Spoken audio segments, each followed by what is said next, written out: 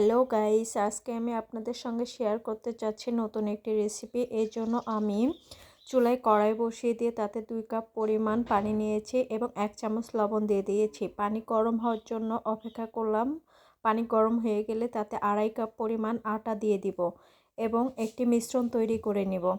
লাকড়ির সাহায্যে আমি মিশ্রণটি তৈরি করব। আপনারা দেখতেই পাচ্ছেন আমি কিভাবে অনবরত নেড়ে নেড়ে মিশ্রণটাকে তৈরি করে নিচ্ছি।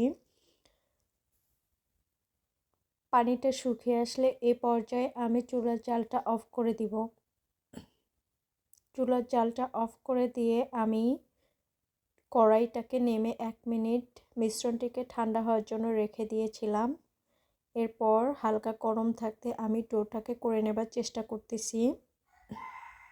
আপনারা একটু গরম গরম ডোটা তৈরি করে নেবেন। আপনারা চাইলে অন্য বাটিতেও ডোটা তৈরি করতে পারেন। ডোটাকে আমি এবার ভালোভাবে মথে নিব। আপনারা দেখতে পাচ্ছেন আমি কিভাবে ডোটাকে মথে নিচ্ছি। ডোটা মথে নেওয়া হয়ে গেলে আমি এখান থেকে কিছু লিচি কেটে নিব। আপনারা আপনাদের পছন্দ অনুযায়ী শেপ দিয়ে লিচিগুলো তৈরি করতে পারেন। আমি সবগুলো লিচি একটি বাসনে রেখে সেটা শুকনো কাপড় দিয়ে ঢেকে দিব। এরপর সেখান থেকে একটি করে লিচি নিয়ে আমি লিচিটাকে ভালোভাবে মথে নিয়ে আটা ছিটিয়ে দিয়ে সেটাকে রুটি করার চেষ্টা করি। আপনারা দেখতে পাচ্ছেন আমি কিভাবে রুটি করতেছি। রুটি করা হয়ে গেলে আমি রুটিটিকে চাকুর সাহায্যে মাঝ বরাবর 2 সাইডের অংশ কিছুটা অংশ করে কেটে নিব এবং এখানে পুর ভরে দিয়ে একটি নাস্তা বানানোর জন্য চেষ্টা করতেছি।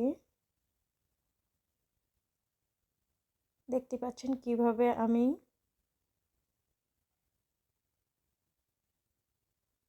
স্ন্যাক্সটাকে তৈরি করতেছি। এভাবে আমি সবগুলো স্ন্যাক্স তৈরি করে নিয়েছি। এবার চুলায় কড়াই বসিয়ে তাতে 5 টেবিল পরিমাণ তেল দিয়ে দিয়েছি। আপনারা চাইলে এই স্ন্যাক্সটাকে ডুবো তেলেও ভাজতে পারেন। আমি এখানে ডুবো তেলে ভাজবো না, সামান্য পরিমাণে তেল দিয়ে স্ন্যাক্সটাকে ধীরে ধীরে চেপে চেপে ভেজে নিব। দেখতেই পাচ্ছেন গাইস, অলরেডি স্ন্যাক্সটা হয়ে গেছে। এভাবে আপনারা খুব সহজে সকালে বা বিকালে নাস্তায় এই স্ন্যাক্সটি তৈরি করে নিতে পারবেন। এই স্ন্যাক্সটি খেতে কিন্তু অসাধারণ, একবার ট্রাই করে দেখবেন।